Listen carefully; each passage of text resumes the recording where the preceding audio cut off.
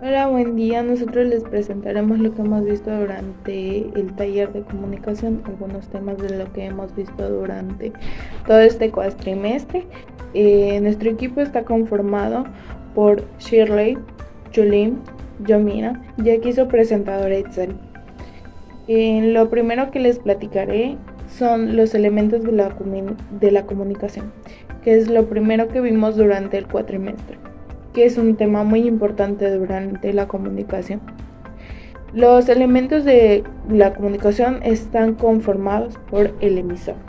El emisor es el que emite el mensaje durante una plática, al momento de iniciar. El receptor es el que recibe el mensaje y continúa la plática.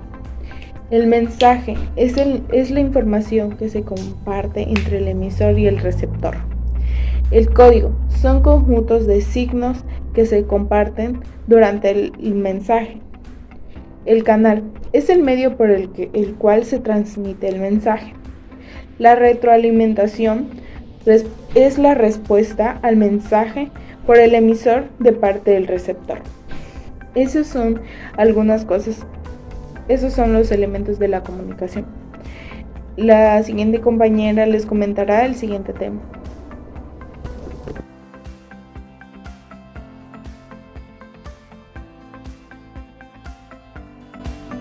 Hola, yo estaré hablándoles de tipos de comunicación. Comunicación verbal, oral, escrita y no verbal.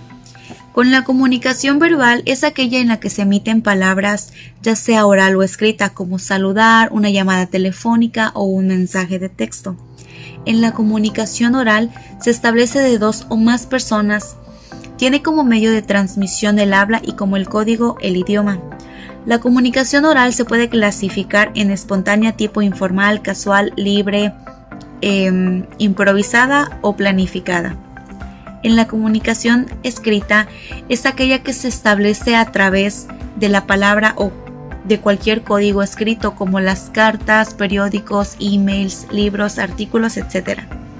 La comunicación no verbal es un proceso de comunicación mediante el cual se transmite un mensaje por medio de gestos, signos o indicios, como reír, llorar, sonreír, fruncir el ceño, saludar, levantar el pulgar, etc.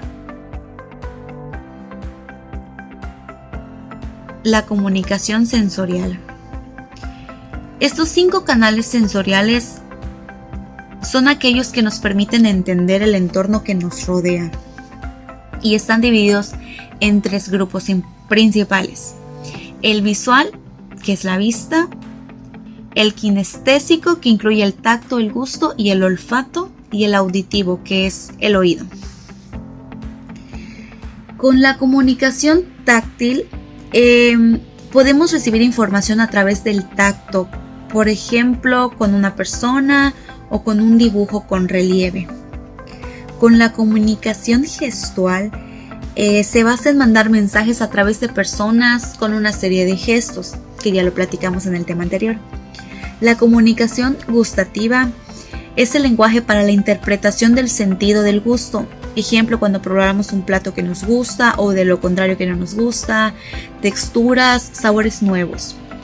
La comunicación olfativa, por último, este tipo de mensaje lo recibimos a través del olor, generando una respuesta en nuestro cerebro. Podemos mencionar como ejemplo una colonia, algún aroma que nos guste, la comida que nos agrade o que nos desagrade. Cabe mencionar que el olor tiene una gran importancia en los sistemas de comunicación caninos.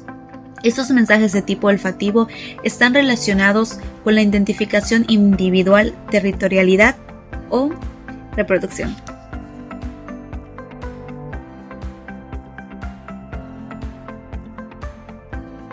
Muchas gracias, Itzel. Pues bueno, yo les voy a hablar sobre las funciones del lenguaje y voy a empezar por la función expresiva, y es la que nos manifiesta el estado de ánimo del emisor. Además expresa su actitud ante lo que dice y suele recurrir a formas de expresión enfáticas y a un uso fuerte de la entonación. Un ejemplo de función expresiva sería: ojalá apruebe el examen de matemáticas, ¿no? O ¿qué pasa pases un feliz cumpleaños. Es este tipo de expresiones que son emotivas, pero por parte de nuestro emisor. Después viene la función apelativa, es donde el emisor pretende que al emitir su mensaje el receptor actúe de una manera determinada. ¿Esto qué quiere decir?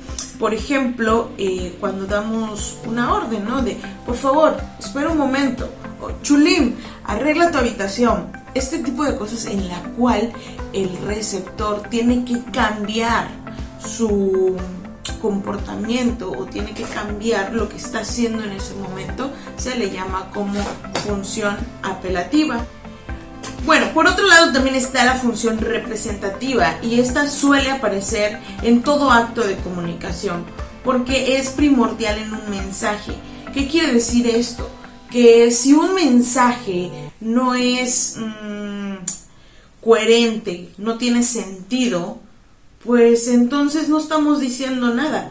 Esta función se comunica de manera con una información más objetiva, lo que significa el referente. Y si no me expliqué bien en esta parte, un gran ejemplo es cuando nosotros compramos, por ejemplo, ¿no? Un tinte de cabello. Me compro un tinte de cabello y no sé utilizarlo, a lo mejor es primera vez que me lo voy a poner. Bueno, aquí nos trae en la parte de atrás, nos trae todo lo que es el instructivo, cómo voy a usar este tinte, en qué momento lo voy a aplicar en mi cabello, de qué manera, en qué momento debo retirarlo. Aquí viene todo esto y bueno, esta es la función representativa. Ahora tenemos la función fática.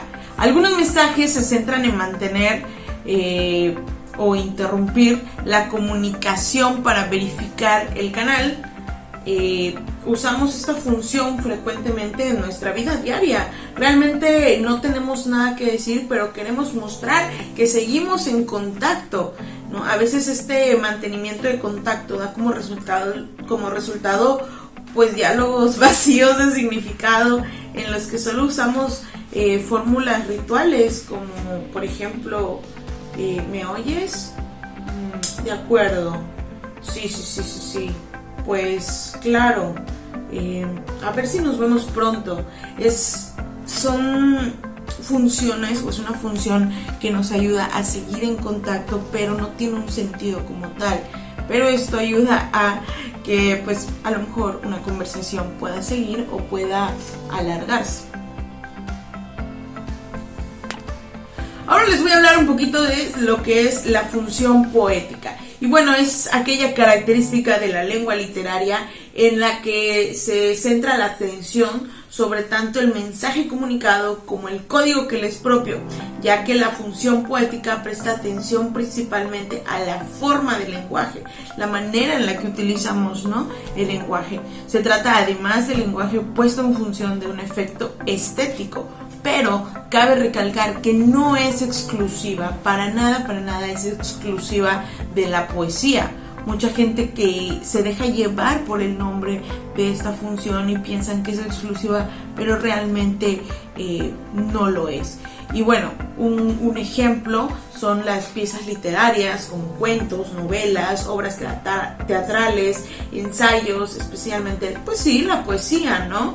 En ellas la forma y el mensaje constituyen una misma creatividad y estéticamente valiosa o enriquecida, ¿no? Los trabalenguas y los juegos de palabra muy populares entre los niños, ¿no? De que a ver si tú lo puedes decir, hay niños que no lo pueden decir, incluso adultos, ¿no? Que no podemos decir algunos trabalenguas. También están las expresiones con doble sentido o sentido figurado, en las que la forma de lo dicho puede pues remitir a varios contenidos, ¿no? Permitiendo al emisor enviar mensajes cifrados que requieren de una complicidad entre receptor y emisor para poder entenderse. Y bueno, también vienen los discursos, por ejemplo, de un político que a lo mejor esté en campaña, empieza a utilizar también esta parte poética, esta parte en la que donde su información la quiere llevar a las personas o a los receptores en una manera más creativa, de una manera más poética, para así poder pues llegar al objetivo. Y bueno, pues por último tenemos a la función metalingüística, que como su nombre lo indica, el prefijo meta proviene del griego, que significa más allá o después. Es la función del lenguaje que se centra en el código de la lengua, lo que comúnmente llamamos idioma, ¿no? Lo hace con el propósito de aclarar el mensaje, o sea, explica el propio funcionamiento de la lengua, acudiendo al saber sobre ella. Manejan tanto el emisor como el receptor. Esto le permite al lenguaje explicarse a sí mismo, garantizar la comprensión del mensaje y evitar malos entendidos. Incluso hace posible hallar equivalentes entre los distintos códigos posibles existentes, cosa a lo que se dedica la traducción. Por ejemplo, en la traducción literaria, ¿no?, en la que se buscan equivalentes de sentido en otra lengua a un texto escrito en su lengua original. Esto lo podemos ver y lo podemos observar muchísimo en las películas. Por ejemplo, si la vemos en el idioma español, vamos a encontrar expresiones a lo mejor mexicanas, expresiones latinas, expresiones españolas, pero si lo vemos desde un punto de idioma francés, pues traerá pues expresiones que son usadas en este lugar, ¿no? Se tienen que adaptar al lugar en donde van a presentar esta película. También tenemos como ejemplo, la interpretación simultánea, que es cuando, por ejemplo, yo tengo una plática con una persona que habla un idioma completamente diferente al mío. ¿Y qué tengo que hacer? Bueno, pues a lo mejor contrato a una persona que pueda interpretar lo que yo estoy queriendo decir a mi receptor, y de igual manera él pueda traducir lo que la otra persona quiere decirme a mí. Por ejemplo, les cuento una anécdota personal. Yo trabajo en una secundaria y esta semana llegaron unos canadienses a querer pues dar donativo a la escuela, ya que está en un programa de chicos de escasos recursos, y entre la directora y ellos no había algún tipo de comunicación, no entendían, los canadienses no entienden el español, la directora no entiende el inglés, y la verdad no habían podido tener una comunicación asertiva.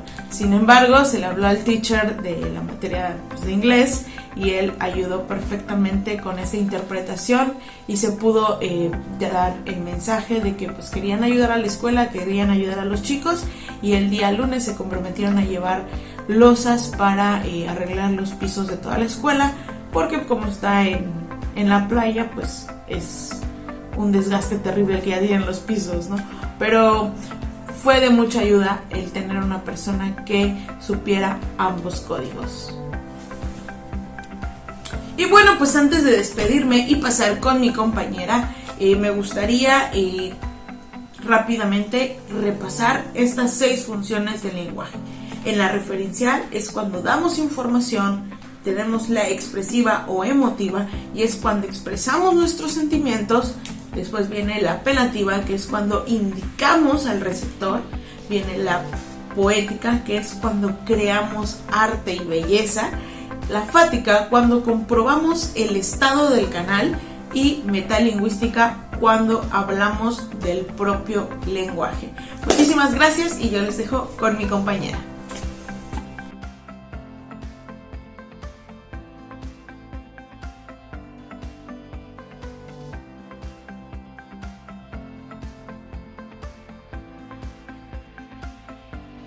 Mi tema es la comunicación y la toma de decisiones. Empecemos definiendo la palabra comunicación. La comunicación es el proceso por el medio del cual nosotros compartimos información, ya sea cómo nos sentimos, opiniones o cualquier otro tipo de información. Ahora bien, la decisión. ¿Qué es una decisión? Se trata de elegir entre varias posibles formas de actuar ante una situación, en el cual hay que encontrarles una solución para después llevar a cabo una acción. Ahora bien, en nuestra clase estuvimos viendo una presentación donde dice: siempre resulta difícil para el organismo humano reconocer espontáneamente la existencia y las exigencias de los demás y aceptarlo con interés y gusto, como algo que nos agrada a nosotros, aunque no se trate de nuestra afirmación.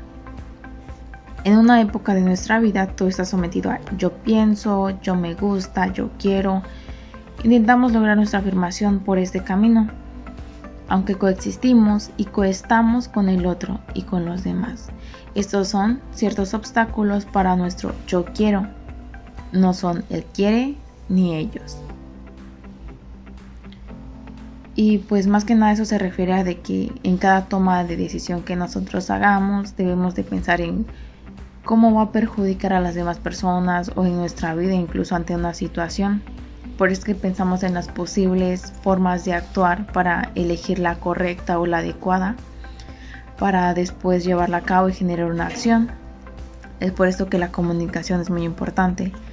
En un grupo, al momento de tomar una decisión, es ya no pensar en qué quiero yo, sino pensar en el beneficio para todos los demás para todos los demás integrantes de este grupo o organización, y así llevar a cabo y generar un beneficio que genere una acción que beneficie a todos. Pues hasta aquí mi tema. Esto fue todo y muchas gracias por escucharnos. Gracias, maestra, que tenga lindo día.